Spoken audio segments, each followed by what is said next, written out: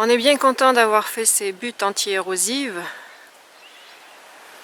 Lorsqu'il pleut comme hier et aujourd'hui, la moitié de la moyenne annuelle, et bien voilà, on n'en perd pas une goutte. Ce qui n'a pas pu s'infiltrer dans le sol finit devant cette butte et aura le temps de s'infiltrer progressivement dans les jours qui viennent. Sur cette portion, la collecte via la piste a aussi bien fonctionné. On peut voir tous les dépôts qui ont été accumulés et emportés par l'eau. On a l'impression que ça fait quand même, ça a dû être un genre de vague. Et la swale est bien remplie. Alors ici on peut voir, j'espère, l'eau qui vient toujours de la piste, alimentée par la parcelle du voisin qui n'a pas de système anti-érosif et de collecte de l'eau. Donc en fait on a son surplus qui n'est pas totalement arrêté par la butte. La butte déborde par là-bas et l'eau ruisselle comme ceci et entre chez nous ici, où elle est arrêtée par cette butte qui déborde aussi là-bas sur l'autre butte. Bon, alors vu l'engorgement qu'on a ici, on devra songer à améliorer un peu le système, mais c'est sûr que ça va profiter à la nature pendant les mois de l'été. Alors dans cette partie en cuvette de la parcelle qui recueille un peu toutes les eaux de l'amont, on voit qu'il y a encore une vague qui s'est produite avec un flux qui a quand même réussi à prendre beaucoup de vitesse pour déposer toute cette matière ici. Néanmoins, l'essentiel de l'eau a été retenu par le fossé et puis par toutes nos buttes anti-érosives. Mais l'intensité et la durée de cette pluie a quand même causé des débordements. Alors, je ne sais pas si je vais y arriver. Hop.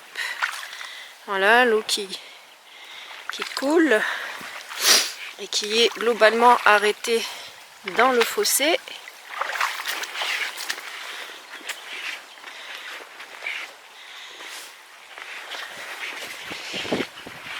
Et vraisemblablement, ça a quand même dû déborder à un moment donné. Là-bas, on peut voir une brèche.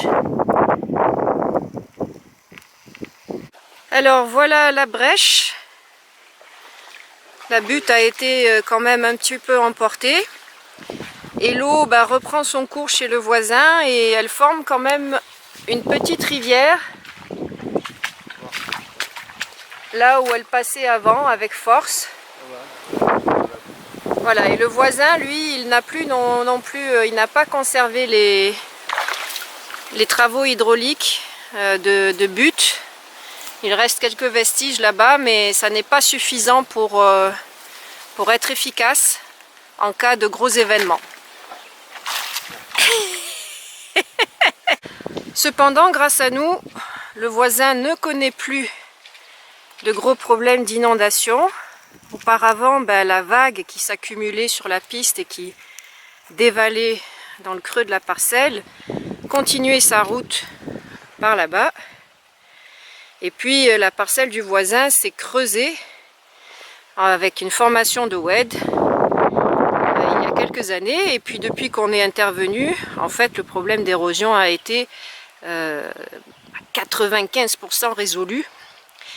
Tant et si bien qu'il a décidé de recombler le WED pour pouvoir travailler sa parcelle plus facilement. Alors voilà à quoi ça sert la couverture du sol permanente.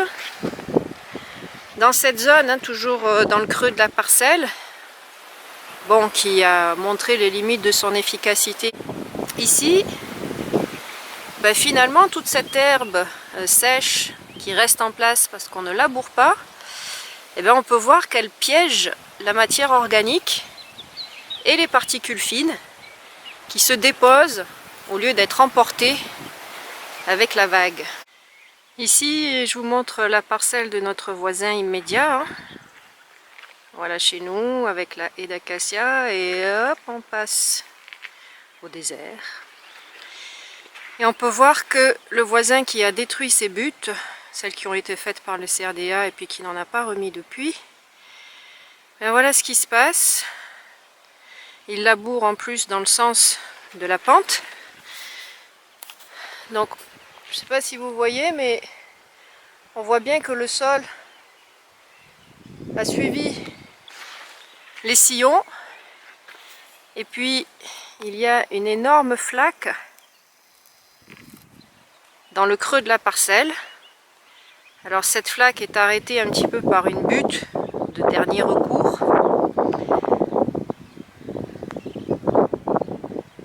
Mais au final, il n'y a qu'une toute petite partie des arbres qui vont profiter de cette eau accumulée au long terme. Alors ici, je ne peux pas m'approcher parce que comme le champ a été labouré, c'est tout gadouilleux et on s'enfonce à mort. Ça n'améliore pas pour autant la capacité d'infiltration puisqu'on voit que chez notre voisin, il y a cette rivière qui se forme et qui vient buter contre butte. Mais cette butte qui est là un peu comme un pansement inutile, puisque l'eau contourne et se déverse après chez nous. Mais je crois qu'on arrive à voir quand même si c'est un peu loin pour l'appareil, on voit bien que la terre se creuse et qu'elle est emportée.